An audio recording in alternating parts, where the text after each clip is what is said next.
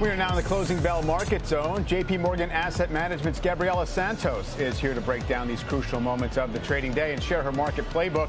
Plus, Angelica Peebles on weakness in the biotech space, and Courtney Reagan on why Jefferies is getting cautious on a pair of shoe retailers. Gabriela, let's start with you with the market kind of diagnosis before the prognosis. What's been concerning the stock market, do you think, in the last little while? We obviously see 10-year Treasury yields at 4.55 or so, oil's up near $90 a barrel, and there's a little bit of an undercurrent of anxiety, I guess, that's happening without necessarily an acceleration in the economy.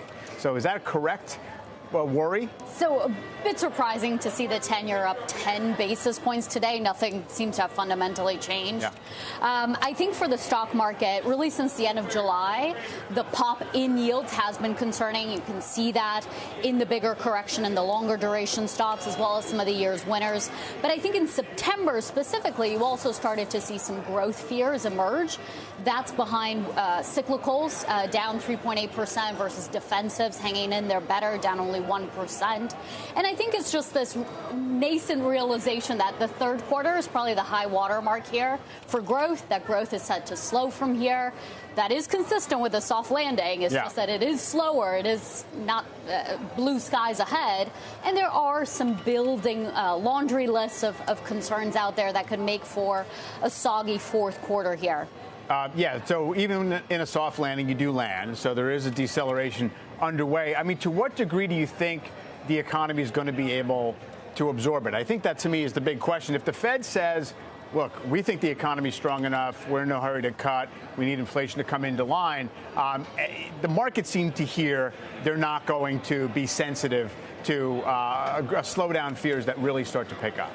So I think the ability of the economy to have a soft landing very much depends on the labor market. This idea that you have a normalization in the pace of job growth, but you don't have a collapse, and that you can have a better mix between the demand and the supply side just by lowering job openings at the same time that you have an increase in the labor force participation rate. So far, that's played out, and so far that's consistent with a soft landing, but it all comes back to the jobs market.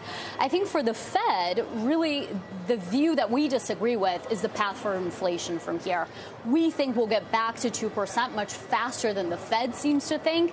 And as a result, that leaves the door open for rate cuts, even in a soft landing scenario, in a way that's faster than what's being priced in, certainly across the curve.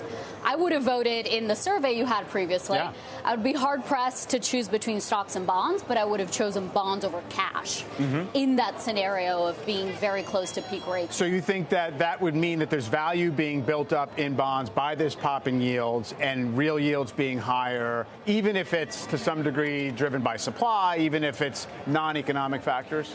I think we don't expect yields to fall anywhere near the kind of rates that prevailed after the financial crisis by any stretch of the imagination. We do think we're in a period where we can have positive real yields of between 100 and 150 basis points. It's just that we're over 200 at this point. It seems excessive, especially when I think markets fully appreciate the slowdown in growth, the idea that it's high for longer but not higher for longer, that R-star might be higher but the magnitude is not that far. So we see really a lot of opportunity in this extended sale for fixed income. I was going to say, and that would also imply that the market maybe has overshot in its concerns on those fronts. Absolutely. And we would really look at 4.5% in the 10-year as very much a once every 16 years kind of opportunity to lock in yields and benefit from price appreciation. Interesting.